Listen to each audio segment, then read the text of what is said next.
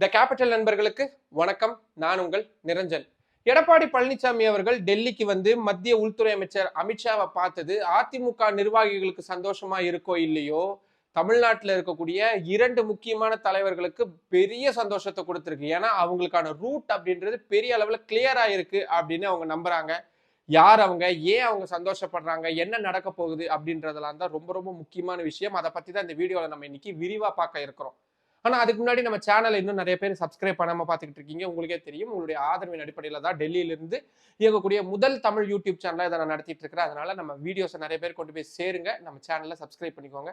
வாங்க இப்ப வீடியோக்குள்ள போலாம். அதிமுகவுடைய பொதுச் செயலாளரான எடப்பாடி பழனிசாமி அவர்கள் டெல்லிக்கு வந்து மத்திய உள்துறை அமைச்சர் அமித்ஷாவை பார்த்து நிர்வாகிகள் எல்லாரையும் அனுப்பி விட்டுட்டு அதுக்கப்புறம் அவர் கூட 20 நிமிடம் தனியா பேச்சுவார்த்தை நடத்தி அரசு கொடுத்த காரை பயன்படுத்தாம பென்ட்லி கார் மாதிரி வெளியே வந்து அதுலயும் முகத்தை மறைச்சுக்கிட்டு அவர் வெளியே வந்தது ஊடகங்கள்ல வந்து அது பெரிய சர்ச்சையா ஒரு பக்கம் மாறிக்கிட்டு இருக்கக்கூடிய சூழல்ல நான் வெறும் முகத்தை தொடச்சிட்டு தாங்க வந்தேன். அந்த ஊடகங்கள் வேணும்னே பெருசாக்கிட்டாங்கன்னு ஊடகங்கள் மேல எடப்பாடி பழனிசாமி பாஞ்சு அவங்கள குற்றம் சாட்டி இருக்கக்கூடிய சூழல்ல இந்த விஷயத்த கரூர்ல நடந்த முப்பெரும் விழாவில் சுட்டிக்காட்டி அதிமுகவுடைய பொதுச் செயலாளரான எடப்பாடி பழனிசாமியை மிக கடுமையா விமர்சிச்சிருந்தாரு தமிழ்நாடு முதல்வர் மு.க.ஸ்டாலின் அவர்கள். எடப்பாடி பழனிசாமி அவர்கள் முகத்தை மூடிட்டு வந்தாரு அப்படின்ற செய்தியை வெளியிட்டேன் அப்படின்றதுக்காகவே அதிமுகவுடைய ஐடி விங் எனக்கு லீகல் நோட்டீஸ் அனுப்பி அதுக்கு சென்னை பத்திரிகையாளர் மன்றம் கண்டனம் தெரிவித்து நிறைய பத்திரிகையாளர்கள் அவங்களுடைய கண்டனங்களை பதிவு செஞ்சு பொதுமக்கள் எனக்கான ஆதரவெல்லாம் கொடுத்து இவ்வளவு கலேபரமான ஒரு சூழல் போய்கிட்டு இருந்தாலும் கூட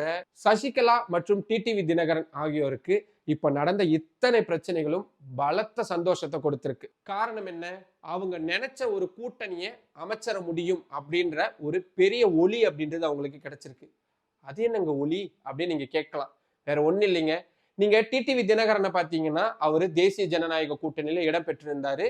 முதல்வர் வேட்பாளர் இவருதான் அப்படின்னு அமித்ஷா அவர்கள் அறிவிச்ச போது கூட அதை பெரிய அளவுல மறுத்து பேசாம இருந்த டிடிவி தினகரன் சமீப நாட்களா எடப்பாடி பழனிசாமி இருக்கக்கூடிய இடத்துல என்னால இருக்க முடியாது, அவரையெல்லாம் ஒரு காலமும் முதல்வரா என்னால ஏத்துக்கவே முடியாதுன்னு சொல்லி தேசிய ஜனநாயக கூட்டணியில இருந்து உடைச்சுக்கிட்டு வெளியே வந்திருக்கிறாரு.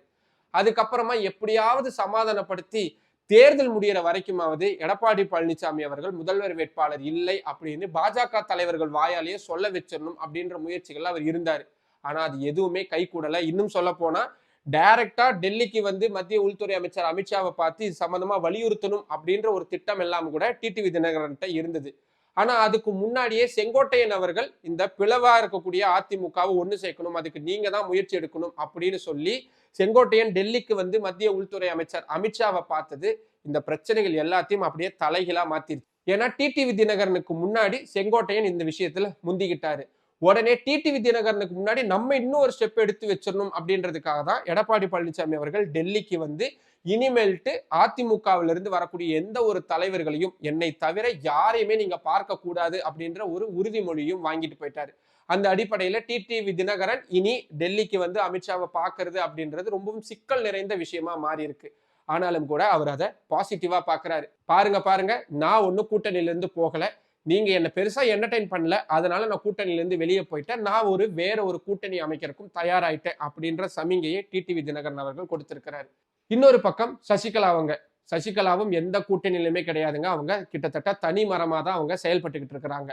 அதனால இவங்க 2 பேருமே ஏதாவது ஒரு கூட்டணிக்குள்ள போகணும், இல்ல கூட்டணியை உருவாக்கணும் அப்படின்னு நினைக்கிறாங்க. அதுக்காக அவங்களுக்கு இருக்கக்கூடிய ஒரே வாய்ப்பு டிவிகே உடைய தலைவரான விஜய் அவர்கள் தான். உடனே நீங்க கேட்பீங்க, அதான் இது எல்லாரும் பேசுறாங்களே, நீங்க இதுல என்ன ஸ்பெஷலா சொல்ல போறீங்க அப்படின்னு. இருக்குங்க. ஏன்னா சமீப நாட்களா சசிகலாவுடைய செயல்பாடுகள் அப்படின்றது பெரிய மாற்றத்தை கொண்டு வந்திருக்கு. நீங்க சில விஷயங்களை பொறுத்த வரைக்கும் உங்களுக்கு ஆதாரங்கள் அப்படின்னா ஏதோ பெரிய அப்படியே மலையை புரட்டி போடக்கூடிய ஆதாரங்களா இருக்கணும்ன்ற அவசியமே கிடையாது. ஒரு சின்ன ஒரு துணுக்கான ஒரு வார்த்தை அப்படின்றதே போதும். அந்த வகையில நான் ஊடகத்துல இவ்வளவு நாள் இருக்கிறேன் அப்படின்றதுனால பல ஊடகங்கள்ல எனக்கான நண்பர்கள் இருக்கிறாங்க.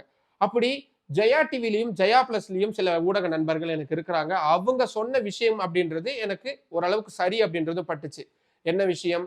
நீங்க ஜெயா பிளஸ் பாத்தீங்கன்னா அவங்களுடைய கட்சி சார்ந்த விஷயங்களை மட்டும்தான் போடுவாங்க. அதாவது ஜெயலலிதா அவர்கள் இருந்த வரைக்கும் ஜெயலலிதா அவர்களை பத்தின விஷயங்கள் அப்படின்றது தான் பெரும்பாலான செய்திகளா இடம்பெற்றிருக்கும்.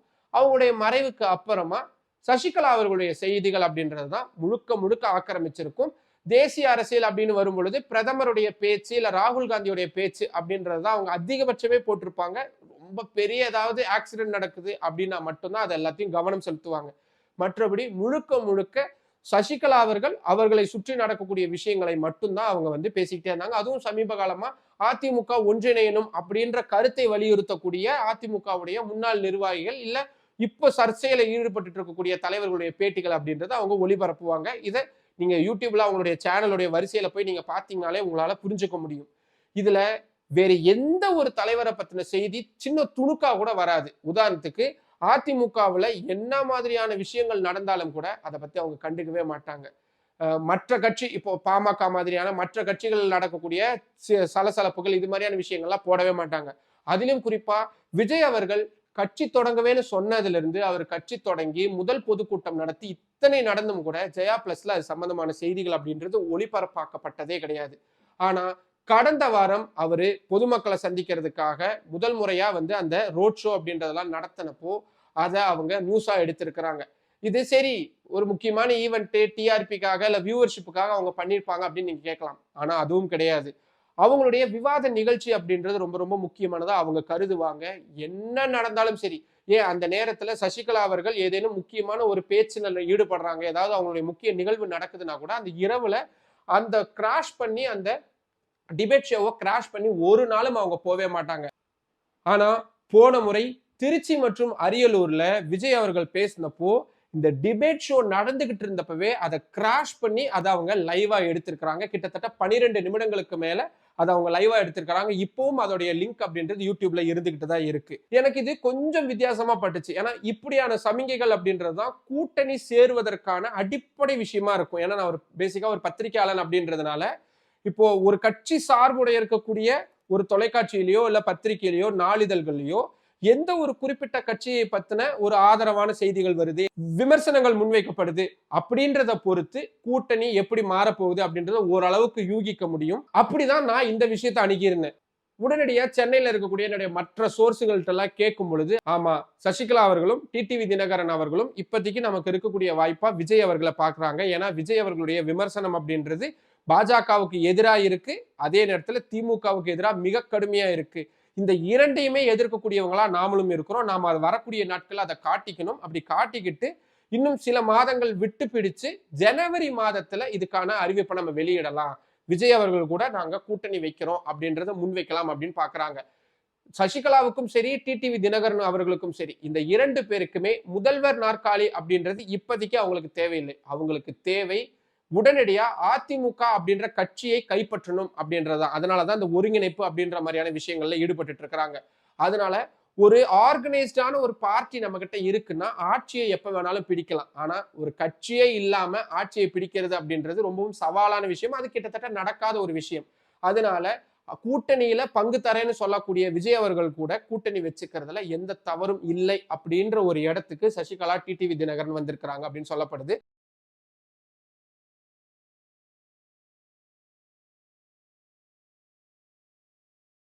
அது மட்டும் இல்லாம அனுபவசாலிகள் இல்லாம தான் டிவிக்கே திணறிக்கிட்டு இருக்கிறாங்க. அதே நேரத்துல டிடிவி தினகரன் மாதிரியான ஒரு மூத்த அரசியல்வாதி கூட இருக்கும் பொழுது எப்படியான வடிவமைப்புகள்லாம் பண்ணலாம் அப்படின்றதுல தாவேகாவுக்கும் நிறைய எக்ஸ்பீரியன்ஸ் அப்படின்றது கிடைக்கும். இப்படி 2 முக்கியமான தலைவர்கள் கூட்டணியில சேர்றாங்க அப்படின்னும் பட்சத்துல மற்ற கட்சிகளையும் கொண்டு வர முடியும். குறிப்பா தேமுதிக மாதிரியான மற்ற கட்சிகளையும் உள்ள இழுக்கிறதுக்கான வாய்ப்பு இருக்கு. ஏன்னா டிடிவி தினகரன் இந்த நெகோசியேஷன்ஸ் பண்றதுல ரொம்பவும் வல்லமை பொருந்தியவர் அப்படின்றது நம்ம எல்லாருக்குமே தெரியும். அதனால இந்த கணக்கீடுகள்லாம் வச்சு பார்த்தா வரும் ஜனவரி மாதத்துல அதாவது தேர்தல் அறிவிப்புக்கு சில வாரங்களுக்கு முன்னாடி தாவேகா டிடிவி தினகரன் சசிகலா இவங்களுடைய கூட்டணியில பெரிய ஒரு கூட்டணி உருவாகும். 3வது ஒரு மிகப்பெரிய கூட்டணி உருவாகும். திமுக கூட்டணி அதிமுக கூட்டணி மாதிரியே தாவேகா தலைமையில மற்றொரு மகா கூட்டணி உருவாகும் அப்படின்றதுக்கான திட்டமிடல்கள்லாம் இப்படி ஆரம்பிக்கப்பட்டிருக்குது. சோ இப்படியான மிக முக்கியமான அரசியல் நகர்வு நடக்கிறதுக்கு எடப்பாடி பழனிசாமி அவர்கள் வந்து அமித்ஷாவை சந்திச்சது மிக முக்கியமான காரணமா மாறி இருக்கு. இது அதிமுகவினருக்கு எந்த அளவுக்கு சாதகமா இருக்க போதே இல்லாத அவங்க பாதகமான விஷயமா மாறப்போகுதா? கூட்டணியில அதிமுக கூட்டணியில் இருக்கக்கூடிய மற்ற கட்சிகள் தாவேகாவுக்கு போவாங்களா? ஏன்னா அதிமுகவில் இருக்கக்கூடிய நிர்வாகிகளே நிறைய பேர் தொடர்ச்சியா திமுகவில் சேர்ந்துகிட்டு இருக்காங்க, வெளியே வந்துகிட்டு இருக்காங்க. அதனால நாளுக்கு நாள் பலவீனப்பட்டுக்கிட்டே போகக்கூடிய அதிமுகவும் அதன் கூட்டணியும் சசிகலாவும் டிடிவி தினகரும் விஜய் கூட கை கோர்க்கும் பட்சத்துல அது வலுவிழந்து போகுமா இல்ல அது வேறு ஒரு பரிமாணத்தை உருவாக்குமா அப்படின்ற கேள்விகள்லாம் எழுந்திருக்கு. இதை பத்தின கருத்துக்கள் உங்களுக்கு ஏதேனும் இருந்தா அதை கீழே கமெண்ட் பாக்ஸ்ல சொல்லுங்க. மற்றும் ஒரு வீடியோவில் சந்திக்கலாம். நன்றி. நம்மளோட த கேபிட்டல் சேனலை இன்னும் நிறைய பேர் சப்ஸ்கிரைப் பண்ணாம பார்த்துட்டு இருக்கீங்க. உங்களுக்கே தெரியும். உங்களுடைய ஆதரவின் அடிப்படையில தான் இந்த சேனல் நான் டெல்லியில இருந்து ரன் பண்ணிக்கிட்டு இருக்கிறேன். இப்போ இந்த மாதிரியான ரொம்ப ரொம்ப முக்கியமான விஷயங்கள் உங்களுக்கு உடனுக்குடன் வந்து சேரணும் அப்படின்னா அதுக்கு நீங்க நம்ம சேனலை சப்ஸ்கிரைப் பண்ணிக்கோங்க. நம்ம வீடியோஸை நிறைய பேர் கொண்டு போங்க. லைக் பண்ணுங்க, கமெண்ட் பண்ணுங்க. உங்களுடைய ஆதரவை அதிக அளவில் தாருங்கள். நன்றி.